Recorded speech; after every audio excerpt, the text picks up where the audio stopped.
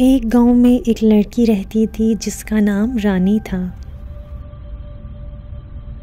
रानी जब 2 साल की थी तो रानी की माँ को कैंसर हो गया और कैंसर से उसकी मौत वाक़या हो गई।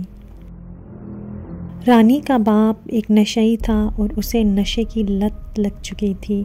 इस वजह से उसने रानी की माँ का ख्याल ना रखा और रानी की माँ ने अपनी ज़िंदगी के आखिरी वक्त में बहुत तकलीफ़ बर्दाश्त की और आखिरकार वो मर गई।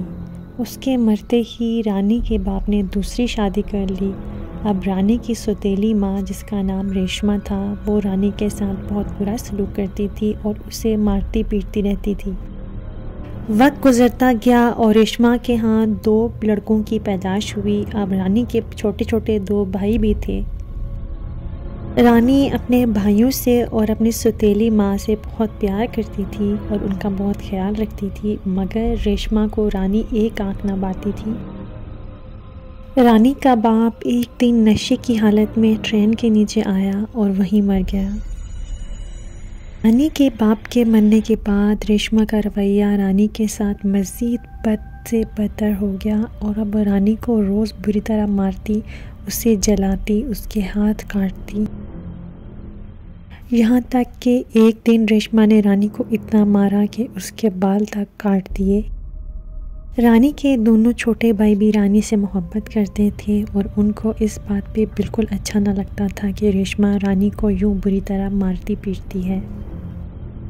एक दिन गुस्से में रेशमा ने रानी को बहुत मारा और गलती से एक लोहे का डंडा रेशमा ने रानी के सर पे मार दिया, जिससे मौके पे ही रानी फौत हो गई। अब जब रेशमा ने देखा कि रानी मर चुकी है तो रेशमा बुरी तरह से डर गई, क्योंकि वो रानी को कत्ल करना नहीं चाहती थी। रेशमा ने अपने दोनों बच्चों को कमरे के अंदर बंद कर दिया और रानी की लाश को एक बड़े शॉपर में डाला और उसे घसीटती हुई जंगल में ले गई। रात के 8 बज चुके थे और सारे गांव वाले सो चुके थे। रेशमा अकेली ही रानी की लाश को घसीटती घसीटती जंगल तक पहुंची। रेशमा ने जंगल में एक जगह से बहुत सारी मिट्टी खोदी और एक बड़ा घड़ा बना दिया। रेशमा ने रानी की लाश को घसीटते घसीटते उस घड़े में डालने की कोशिश शुरू कर दी। जैसे ही रेशमा ने रानी की लाश को घसीटना शुरू किया, रेशमा को एहसास हो गया कि जिस रानी को वो मुर्दा समझ रही थी, असल में वो रानी जिंदा है और उस सांस ले रही है। रेशमा ने ये जानते हुए कि रानी ज़िंदा है और वो सांस ले रही है, रेशमा ने उस शॉपर को उस घड़े के अंदर डाल दिया और उसके ऊपर मिट्टी दे के रानी को ज़िंदा दफन कर दिया। रेशमा जल्दी जल्दी वापस अपने गांव की तरफ गई और अपने घर पहुंचकर घर का दरवाज़ा बंद कर दिया और कई दिनों तक घर से बाहर ना निकली। कुछ दिनों बाद जब रेशमा के हवास बहाल हुए तो रेशमा घर से बाहर निकली और पूरे गांव में शोर मचा दिया कि रानी किसी आशना के साथ घर से भाग गई है। जब गांव वालों ने ये सुना कि रानी किसी आशना के साथ भाग गई है तो उन्होंने कानों को हाथ लगाया और सारे रानी के ऊपर लानत मलामत करते रहे और यूँ वक्त गुजर गया। इस बात को 10 साल गुजर चुके थे और अब रानी के छोटे भाई भी दोनों बड़े हो चुके थे। जिस जगह पे रेशमा ने रानी को दफनाया था उस जगह पे गवर्नमेंट ने एक स्कूल बना लिया था।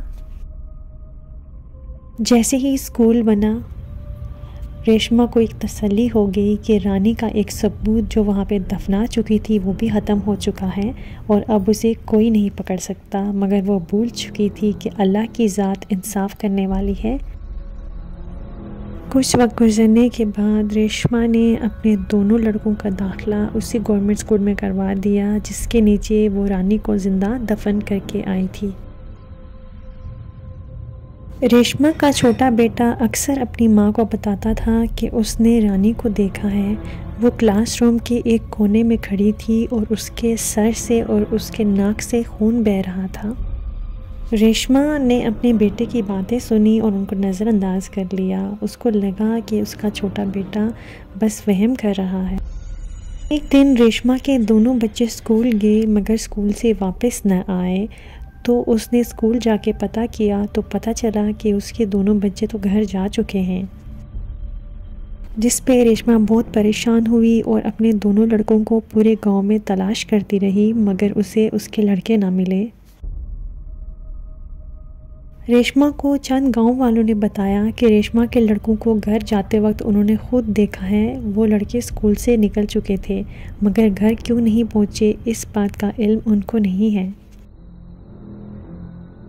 रेशमा बहुत अरसे तक अपने दोनों बेटों को तलाश करती रही और पूरे गांव में पागलों की तरह उनको ढूंढती रही। गांव से बाहर जंगल तक रेशमा गई, मगर उसे अपने लड़के ना मिले और किसी को खबर नहीं थी कि उसके लड़के किधर गए हैं। इस बात को तकरीबन 2 महीने गुजर चुके थे। एक दिन स्कूल से एक बच्चा आया और उसने रेशमा से कहा कि आपको स्कूल की प्रिंसिपल ने बुलाया है, जल्दी से मेरे साथ स्कूल में चले। रेशमा, जो अपने बेटों के खोने के गम में बुरी तरह नडाल थी, उसने सर पे दुपट्टा लिया और पाँव में चप्पल पहने और उस लड़के के साथ स्कूल की तरफ चल दी। जब रेशमा स्कूल पहुंची तो उसने देखा कि सारे गांव वाले स्कूल में इकट्ठे हुए थे और पुलिस भी मौजूद थी। रेशमा जब स्कूल के अंदर पहुंची तो उसकी आंखें फटी की फटी रह गई ये देखकर कि उसके दोनों लड़के मुर्दा हालत में एक दरख्त के साथ लटके हुए हैं। उन दोनों लड़कों को किसी जानवर ने बुरी तरह नोच कर खाया हुआ था। उनके जिस्म से जगह जगह से गोश्त उतरा हुआ था और उन दोनों लड़कों के सरों पर एक भी बाल नहीं था और किसी ने उनको रस्सी से बांधकर उन दोनों को दरख्त के साथ लटका दिया था। गांव वालों ने सब ने मिलकर उन लड़कों को दरख्त से उतारा और उनको दफन किया। बहुत कोशिश के बावजूद पुलिस कभी भी ये मालूम ना कर सकी कि उन लड़कों के साथ ये सब किसने किया था, मगर रेशमा ये अच्छी तरह जानती थी कि ये सब कुछ उसके बच्चों के साथ रानी ने किया है।